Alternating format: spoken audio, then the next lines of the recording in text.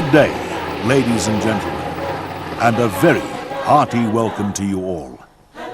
What a privilege it is to celebrate such a special occasion with old and new friends. 1999 is a very special year for me, as it marks my 21st anniversary. Yes, believe it or not, the original monocoque hull concept was first devised in 1977. Travel with me as we rekindle memories of the good times and disappointments we have shared since my birth. Landmines are among the most treacherous weapons used in conventional warfare. They strike indiscriminately and never miss, continuing to kill long after hostilities have ceased. The Hippo and Buffel troop carrier vehicles and their crew had to contend with these inhumane weapons daily during the South African Security Forces' involvement in the low-intensity border war in the 70s. It wasn't long before the Hippo and Buffel began to feel the punch, and eventually they could no longer be operationally repaired at a cost-effective rate. At the same time, the then South African Police Force had indicated the need for a special multi-purpose vehicle for use in Africa's infamous difficult terrain. Under Project Geisha, the Applied Chemistry Unit of the CSIR began research and development work and constructed the first monocoque hull in 1977 using a Hippo body and Bedford components.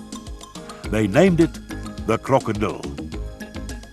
If looks had been the deciding factor at this stage, the vehicle would never have been developed further.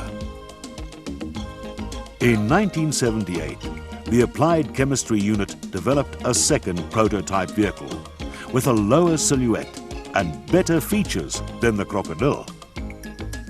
At the same time, Arms Corps developed two Hippo Mark II vehicles, one with a chassis and one with a semi-monocoque hull design. All three of these vehicles used Bedford components, which later proved to be unreliable and underpowered. At the initiative of Colonel Bux Lombard of the South African Medical Services, the Chemical Defense Unit developed the Flossie ambulance using Mercedes-Benz components. This eventually led to the production of 44 Rinkhals ambulances based on SAML 50 Mark I driveline components.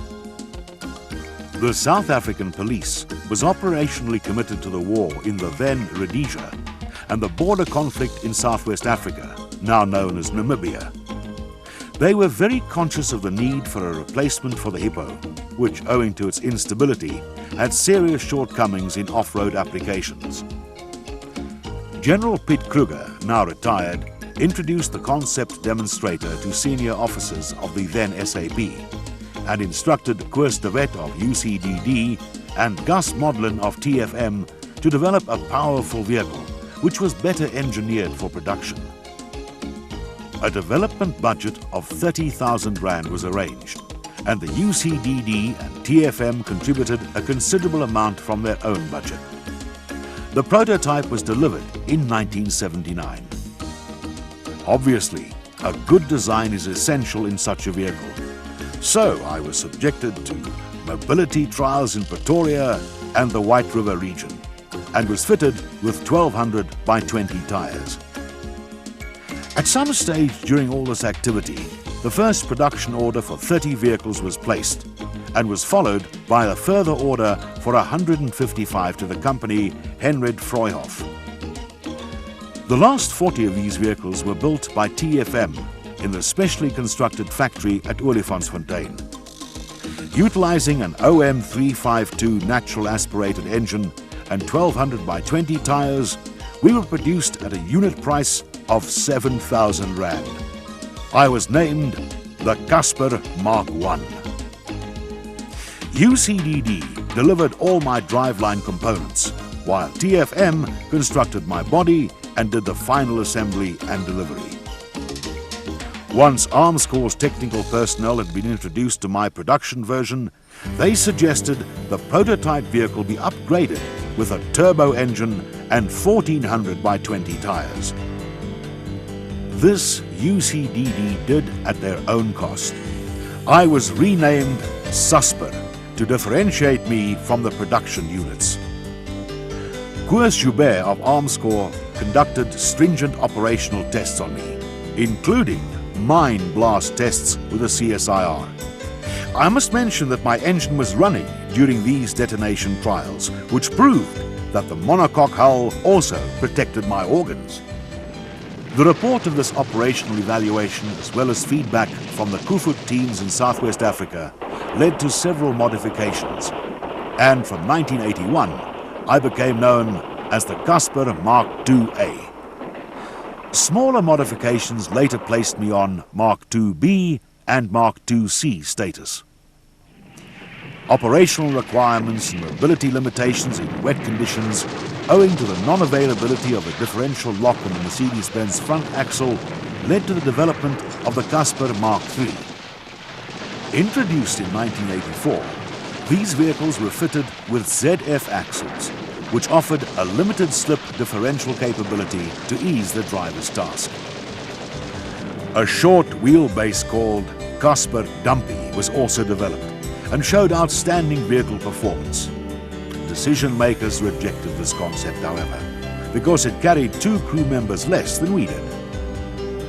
Besides the troop carrier, the SAP understood the concept of a family of vehicles to ease the operational and logistics burden, and instructed TFM to develop a recovery vehicle, cargo carrier and fuel tanker called the Gemsbok, Blesbok and Dacre respectively. It felt good to know that I met all the user's requirements of mobility, reliability, mine protection against multiple mines, ballistic protection, bush protection, ease of maintenance and cost effectiveness. Besides my excellent protection against anti-tank mines, another outstanding feature was that I could be refurbished up to 7 times before needing major repairs to the hull. The cost per detonation and downtime was drastically reduced, with guaranteed high operational mobility. I was not only beautifully proportioned, being 6.9 meters long, 2.45 meters wide and 2.85 meters high, but I also weighed a solid 11 tons. Enough for a wheeled vehicle to sustain the onslaught of anti-tank mines and still deliver excellent performance. I could travel at a speed of 98 kilometers an hour and climb 60% gradients with ease. My crew confirmed my exceptional strategic and tactical off-road capabilities. I was responsible not only for transporting a crew of up to 14 soldiers, but also for protecting them. My loyal nature meant my crew could always rely on me, even in remote areas where there was no support. I carried their 200 liters of drinking water and a combination of light and heavy machine guns, from 7.62mm caliber to 20mm cannons. I'd also been fitted with excellent communication and navigation systems. No wonder some of my crew regarded me as an African infantry combat vehicle. Together, we made a formidable team, and the soldiers' morale was always high. Up until now, I'd been used in 3 major scenarios: riot control situations, border war conflicts, and humanitarian demining operations. When my country went through a stressful transition phase, I played a significant supportive role in combating crime in South Africa. My height and interior volume enabled my crew to observe flashpoints for several days and then react quickly when necessary. I received several special features while performing this role, such as wire cutters, steel roofs, window mesh protection, bush bars, searchlight, and a public address system. My involvement in riot control and crime prevention has since been taken over by the RG-12 Nyala, which is considered more acceptable to the public. Personally, I considered border war conflicts to be the real test of my capabilities. Mines were detonated almost daily, and I had to perform follow-on cross-border operations. Believe me, traveling through dense bush under the constant threat of landmines is no joke. Weather conditions were extreme. Summer temperatures reached 40 degrees Celsius during the day, and in winter dropped as low as -10 at night. To make matters worse, we also had to contend with rain and marshland. Sometimes infantry companies only advanced 2 kilometers in 3 days. I can recall many times when bridges had to be built with trees so that we could cross riverbeds. Sometimes the driver's judgment was not so good, and we had a hell of a time recovering a vehicle from the river. When crossing roads, my crew first had to do a sweep with detectors to minimize the likelihood of detonating mines before my friends and I could cross. My crew and I had to be tough in our encounters with the bush that scratched our bodies and the sun that burned us to a cinder. At night, the tension was palpable, and the cold cut through us like a knife. But our hardships were all worth it in the end. When we reached our destination safely, we could look back proudly and share some emotional moments together. We were a great team. Of course, sometimes we did not reach our destinations in one piece. Because of my high level of mine protection and mobility in the bush, the enemy laid specific mine patterns with large amounts of explosives. They also set ambushes and used anti-tank systems against us.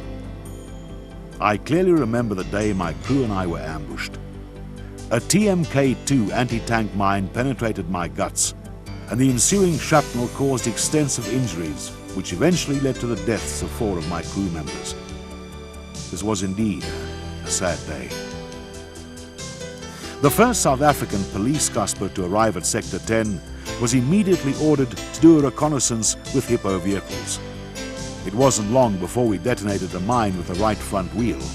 My crew escaped with no injuries at all. This incident boosted confidence considerably, and a message was sent to Pretoria to continue with production. At 101 Battalion, in the then Sector 10 operational area, the Casspir was first used by Colonel Tom Ferreira, from where the name TFM was adapted to Tom Ferreira's Men. The first 12 Casspirs were allocated to his team. Casspir serial number TFM 111666 had an interesting history with 101 Battalion and was known as the Devil's Casspir. It was the first Casspir of 101 Battalion to detonate a mine, and also the first to detonate 2 separate mines on the same day. In both incidents, the vehicle was repaired under operational conditions.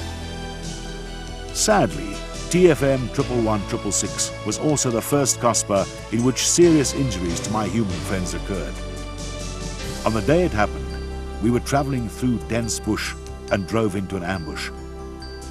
An enemy soldier, positioned above us in a tree, fired a 60mm SKS rifle grenade onto the roof of the Casspir, which detonated at the commander's hatch, causing serious facial and chest injuries to some of my crew.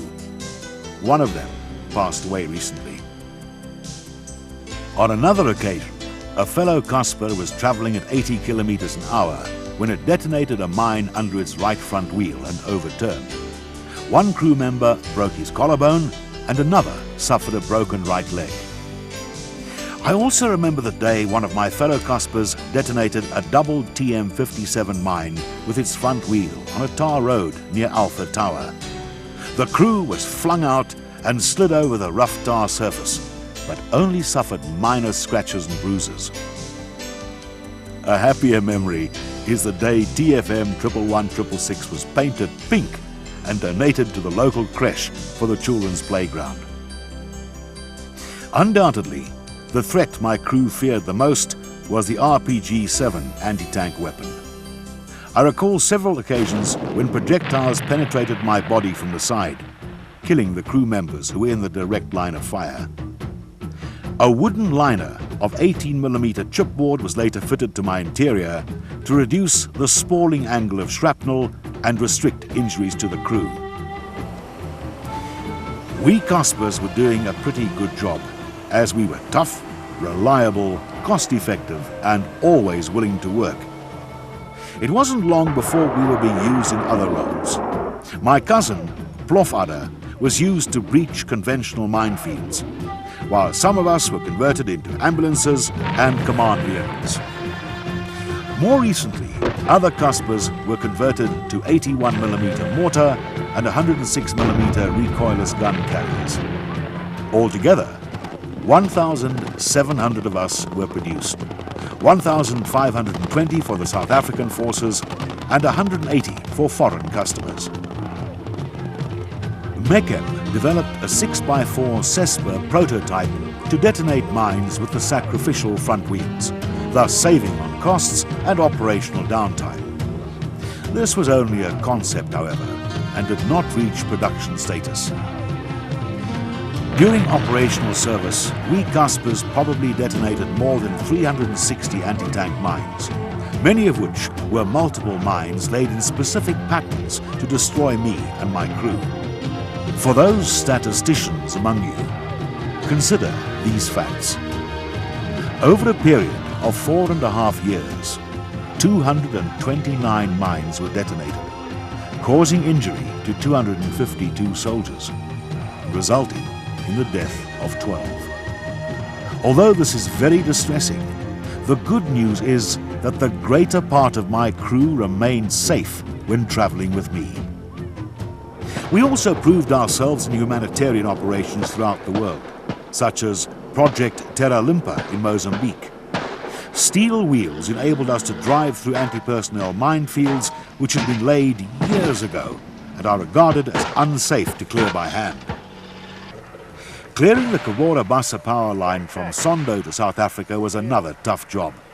In only 2 months, we covered a distance of 1,800 kilometers through dense bush. No wonder this project is jokingly referred to as the longest safari rally with armored cars. My crew and I had to withstand severe environmental conditions of heat, rain, tough vegetation, and poisonous insects and snakes. During these clearing operations, we detonated many anti-tank mines, as in this case, a TM-57 mine under the right front wheel. After a 2-hour field repair exercise, we were on the move again. In Angola, our biggest problem was the lack of roads and bridges. Here, my 4x4 capability really came to the fore, and I had to use it often to get my crew to their destination. I remember one time when I detonated an anti-tank mine boosted with mortar shells. Once again, I survived, and my crew and I were soon mobile again. For these operations, Casspir vehicles had to be adapted so that vapor detection kits for sampling the air, plows, steel disc rollers, mine detection sensors, and hydraulic hoists could be fitted. International mine clearing teams regard me as an essential item in their toolbox. In the early 90s, Arms Corps and TFM began to market us Casspirs aggressively to potential foreign customers. The first live demonstration to an international audience was performed at the International IDEX 95 exhibition in Abu Dhabi. Koos Schubert and Leon Cornelius drove me over a South African No. 8 anti-tank mine. Not only were the crew unharmed, but it took them only 37 minutes to carry out repairs and have me operational again. At IDEX 97, my high level of mine protection was effectively demonstrated when my crew and I detonated 2 South African No. 8 mines simultaneously, one under each rear wheel. Note the confidence my crew had in my protection. Some of my fellow Casspirs have emigrated to Peru and are operating in the Andes Mountains, successfully restricting the movement of drug dealers. Recently, Roymec, which acquired TFM's military business, signed an agreement to deliver more than 150 Casspirs to India to function in their operational areas, including the Kashmir region. Friends, the Indian Defence Force, my newest customer, subjected me to stringent testing before placing an order. I had to drive more than 4,000 kilometers in operational conditions. I survived 4 mine detonations and countless live firing trials before driving back to the port at Bombay under my own steam. Unfortunately, I am not amphibious and had to return to South Africa by ship. Final modifications were done to me to get me in shape to meet the user requirements. In an attempt to find a suitable replacement for us in the SANDF, like with the Buffel, all sorts of projects such as Remark, Mingwe and Velskoen were initiated. They were all terminated for various reasons. And it is interesting to note that users still consider us Casspirs to be the most suitable and cost-effective solution to date. On the whole, we've been well looked after. Our drive lines are old and certain major aggregates are no longer available as production items, but spare parts are readily available. Should Project Ambition 2 continue, the Casspir concept with a new driveline will most definitely feature prominently in the project study. An elementary infantry personnel carrier that is reliable and easy to maintain will probably be good for South Africa and the SADC countries. Over the past 21 years, we Caspirs have become a trusted friend to many soldiers, policemen and users throughout the world. Special memories will be treasured for many years to come.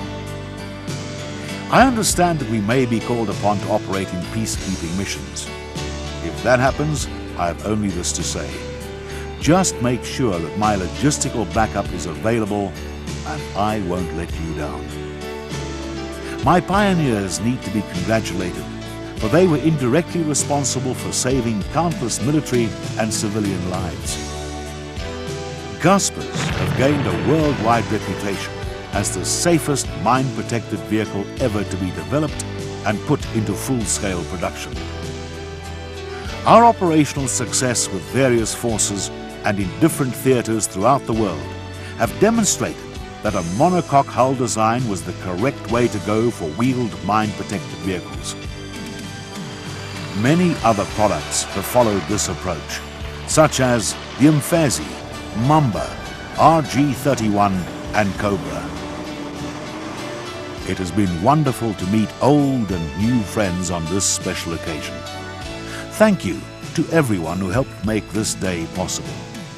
The realistic outdoor display brings back many memories, which will be talked about for years to come. I wish all of you the very best for the future. I salute you and all those friends who could not be here with us. God bless us and our beloved South Africa.